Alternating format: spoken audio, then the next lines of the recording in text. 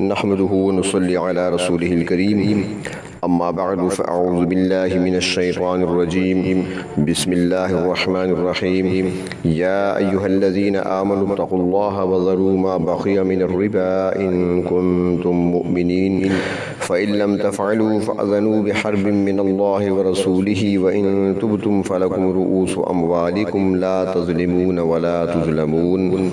وإن كان ذو عسرة فنظرة إلى ميسرة وأن تصدقوا خير لكم إن كنتم تعلمون واتقوا يوما ترجعون فيه إلى الله ثم توفى كل نفس ما كسبت وهم لا يظلمون صدق الله مولانا العظيم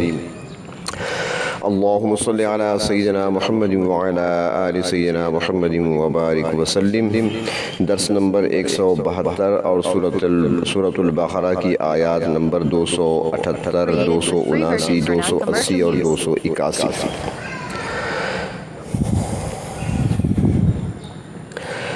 ان آیات مبارکہ میں ایمان والوں کو خطاب کر کے سود سے روکا جا رہا ہے۔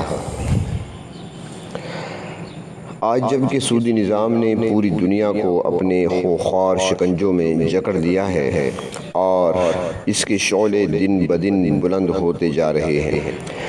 اب سود کسی ایک قبیلے اور شہر کا مسئلہ نہیں رہا بلکہ ایک بین الاقوامی مسئلہ بن چکا ہے۔ پوری دنیا کا اقتدار چند سودی قرض دینے والے اداروں کے ہاتھ میں ہے۔ معیشت سے لے کر معاشرت تک، ٹیکسوں کے نظام سے لے کر حکومتوں کی تبدیلی تک، ہر جگہ ان کا عمل دخل شروع ہو چکا ہے۔ ان اداروں کے اشاروں پر مقروض حکومتیں ناچتی ہیں اور اپنے عوام پر نئے نئے ٹیکس نافذ کرتی ہیں۔ اشیاء صرف بے حد مہنگی ہو چکی ہیں اور محدود آمدنی والے افراد کا جینا دوبھر ہو چکا ہے۔ عوام کو بہلانے کے لیے یہ ادارے لہو و لعب، رقص و سرود، بدکاری اور منشیات کی وبا عام کر رہے ہیں۔ اضطراب اور بے چینی عام ہے۔ سکون اور راحت جیسے الفاظ تو ملتے ہیں لیکن بظاہر یہ چیز نظر نہیں آتی۔ اللہ اور اس کے رسول صلی اللہ علیہ وسلم سے جنگ کے اثرات معیشت، اخلاق، اعصاب، دلوں، گھروں، بازاروں، شہروں اور ملکوں ہر جگہ محسوس ہو رہے ہیں۔ اب بھی اس آگ کو بجھایا جا سکتا ہے لیکن اس کے لیے ضروری ہے کہ سودی نظام کو چھوڑ کر اسلام کے باہمی تعاون، تکافل اور رحم دلی کے نظام کو شروع کیا جائے۔ تو یہاں پر اللہ تبارک و تعالی ارشاد فرماتے ہیں، یا ایھا الذین آمنوا اتقوا اللہ، اے ایمان والو اللہ سے ڈرو، وذروا ما بقی من الربا، اور سود کی بقیہ رقم چھوڑ دو یعنی مطالبہ نہ کرو۔ اب یہ تمہارے لیے جائز نہیں ہے، ان کنتم مؤمنین، اگر تم فی الحقیقت مومن ہو، اگر سچے دل سے اللہ اور اس کے رسول پر ایمان لا چکے ہو تو سود کا خیال قطعاً دل سے نکال دو۔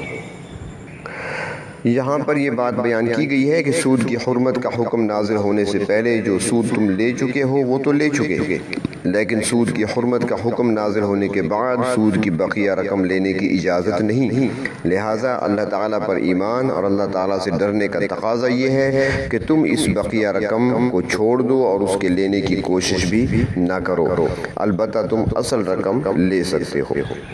اس کے شان نزول میں مفسرین حضرات لکھتے ہیں کہ زمانہ جاہلیت میں قبیلہ بنو ثقیف کے کچھ لوگ سودی کاروبار کرتے تھے اور یہ لوگ طائف کے رہنے والے تھے۔ قبیلہ بنو مغیرہ کے لوگوں کا جو مکہ مکرمہ میں رہتے تھے ان کے ساتھ سودی لین دین تھا۔ جب یہ دونوں قبیلے مسلمان ہو گئے تو قبیلہ بنو ثقیف نے قبیلہ بنو مغیرہ سے اپنی اصل رقم اور سود کا مطالبہ کیا۔ قبیلہ بنو مغیرہ نے کہا کہ اسلام میں تو سود کا لین دین جائز نہیں، لہٰذا تمہارا مطالبہ درست نہیں۔ جب یہ معاملہ جناب نبی کریم صلی اللہ علیہ وسلم کی خدمت اقدس میں پیش ہوا تو اس پر یہ آیت نازل ہوئی۔ اگلی آیت میں سود خوروں کے لیے تعزیر کا بیان ہے۔ حضرت عبداللہ ابن عباس رضی اللہ تعالی عنہما فرماتے ہیں کہ اس آیت کی روح سے مسلمان حاکم کا، حکمران کا یہ فرض ہے کہ سودی کاروبار کو ختم کرنے کا انتظام کرے، اور اگر سود خوری سے باز نہ آئیں تو پھر ان کے خلاف جہاد کیا جائے۔ چنانچہ ارشاد ہوتا ہے فَإِن لَّمْ تَفْعَلُوا، اور اگر تم نے ایسا نہ کیا یعنی سود لینے سے باز نہ آئے تو پھر فَأْذَنُوا بِحَرْبٍ مِّنَ اللَّهِ وَرَسُولِهِ، تو اللہ اور اس کے رسول صلی اللہ علیہ وسلم کی طرف سے لڑائی کا چیلنج سن لو، تمہارے خلاف جنگ ہوگی یہاں تک کہ تم اس قبیح حرکت سے باز نہ آ جاؤ۔ وَإِن تُبْتُمْ، پھر اگر تم نے توبہ کر لی اور سودی کاروبار کو ختم کر دیا، فَلَكُمْ رُؤُوسُ أَمْوَالِكُمْ، تو تمہارا اصل زر تمہیں مل جائے گا، اور اس رقم پر جو سود لگایا گیا ہے وہ نہیں ملے گا، وہ چھوڑنا ہوگا۔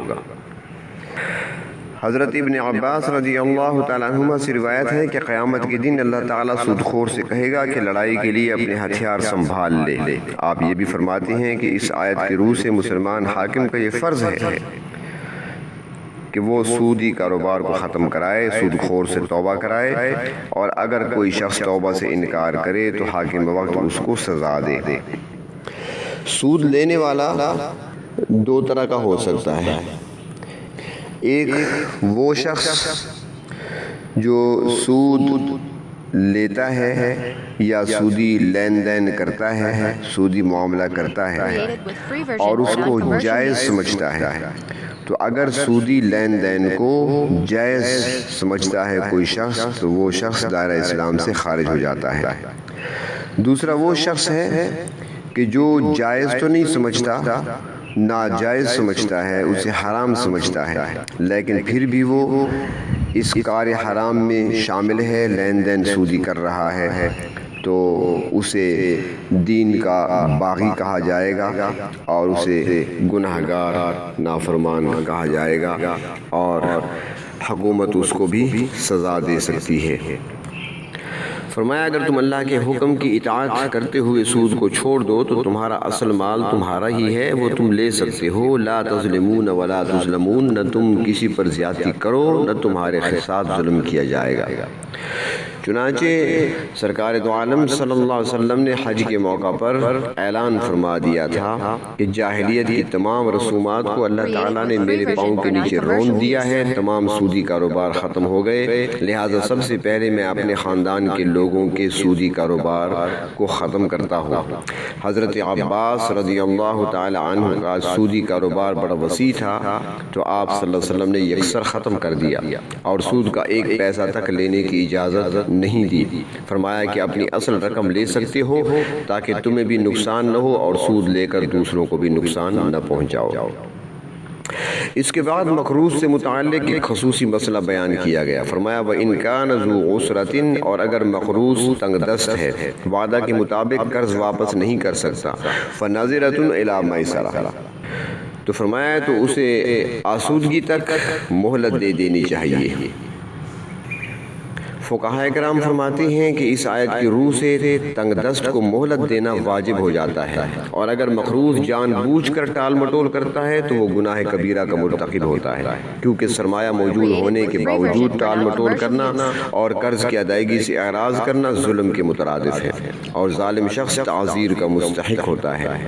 لہٰذا اگر شبہ ہو کہ مقروض کے پاس مال موجود ہے مگر ادا نہیں کرتا تو قرض خواہ عدالتی چارہ جوئی کر سکتا ہے، اور حاکم ایسے مقروض کو قید میں ڈال سکتا ہے، مگر اس کے پاس مال موجود ہے تو قرضہ ادا کر کے رہائی حاصل کر لے گا، اور اگر عدالت کو یقین ہو جائے کہ یہ شخص قرضہ لوٹانے کے قابل نہیں ہے تو پھر اس کو مہلت دی جا سکتی ہے۔ فرمایا وَأَن تَصَدَّقُوا خَيْرٌ لَكُمْ، اگر مقروض اس قدر مفلوق الحال ہے کہ قرضہ ادا کرنے کے قابل نہیں تو ایسی حالت میں قرضہ بالکل معاف کر دینا ہی بہتر ہے۔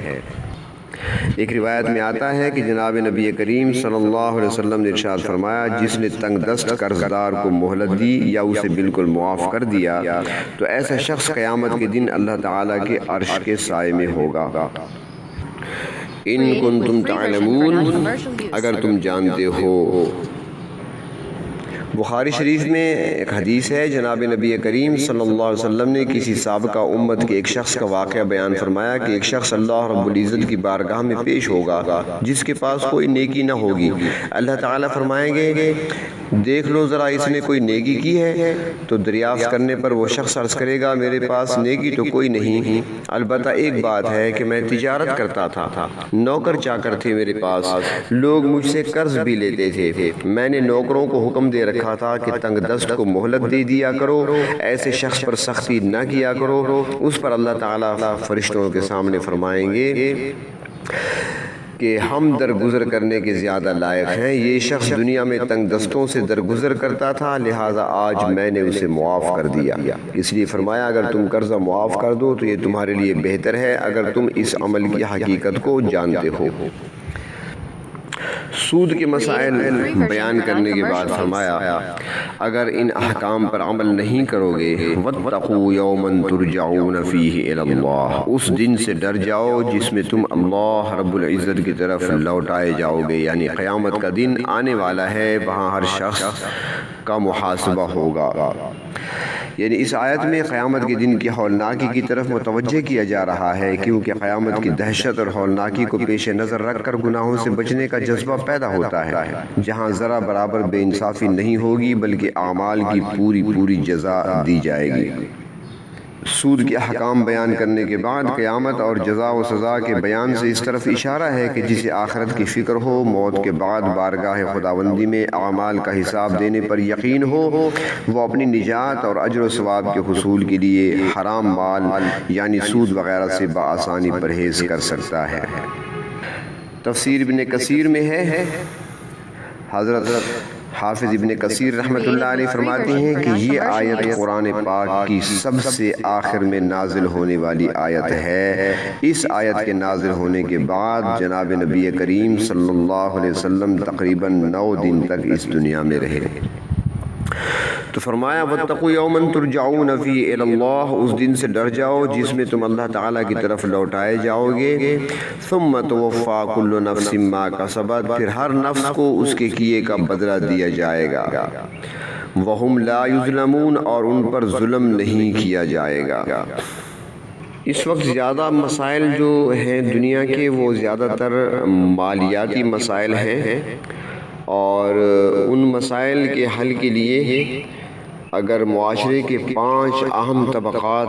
اپنی ذمہ داریاں پوری کریں تو بہت حد تک اس کو کنٹرول کیا جا سکتا ہے اور بڑی حد تک اس کی اصلاح ہو سکتی ہے۔ وہ 5 اہم طبقات یعنی علماء، حکمران، سرمایہ دار، غرباء اور جج صاحبان۔ طبقہ علماء کی ذمہ داری یہ ہے کہ وہ حکمران طبقہ کو ان پر عائد ذمہ داریوں کو پورا کرنے کی تلقین کریں، سرمایہ دار طبقے کو ایثار، ہمدردی، دیانت و امانت کا درس دیتے رہیں، غرباء کو صبر و قناعت کے درس کے ساتھ محنت و مشقت کی عادت ڈالنے اور مخلوق خدا کے سامنے ہاتھ نہ پھیلانے کا سبق دیتے رہیں۔ حکمران طبقے کی ذمہ داری یہ ہے کہ نہ خود کسی کا مال ناجائز طور پر حاصل کریں اور نہ کسی دوسرے کو ایسا کرنے دیں، لوگوں کے سرمایہ کو تحفظ فراہم کریں، قوانین کو قانون کی کتابوں میں درج کرنے کے ساتھ ساتھ عملی نفاذ کو بلا رعایت مستحکم اور شفاف بنائیں اور اس کو نافذ کریں عملی طور پر۔ سرمایہ دار طبقے کی ذمہ داری یہ ہے کہ وہ ایثار و ہمدردی کے ساتھ ساتھ خیانت، غبن، دھوکہ، ملاوٹ جیسی بری چیزوں کو اپنے اوپر حرام کر لے۔ مزدور و ملازم طبقے کے لیے مہنگائی اور کام کے تناظر میں تنخواہ اور معاوضے مقرر بھی کرے اور ادائیگیوں میں بھی آسانی بنائے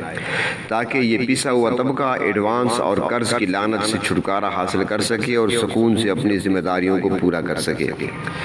غریب طبقے کی ذمہ داری یہ ہے کہ وہ صبر و قناعت کا دامن تھام کر محنت اور مزدوری کو اپنا شعار بنائے،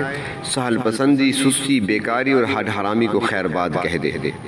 عدالتی نظام سے متعلق جج صاحبان ان کی ذمہ داری ہے کہ وہ انصاف کے حصول کو سستا، فوری اور آسان بنائیں، حق کے مطابق فیصلے کے لیے دباؤ کو برداشت نہ کریں، نہ فریقین سے کسی قسم کی مالی منفعتیں حاصل کریں۔ اگر یہ 5 طبقات اپنے اوپر عائد ذمہ داریوں کو پورا کر لیں تو اگر سارے مسائل نہیں تو 70% مسائل از خود حل ہو جائیں گے۔ اللہ تبارک و تعالی ہمیں اپنی ذمہ داریوں کو پورا کرنے کی توفیق عطا فرمائے، مال حرام سے ہماری حفاظت فرمائے، تقوی کی دولت سے مالا مال فرمائے۔ وآخر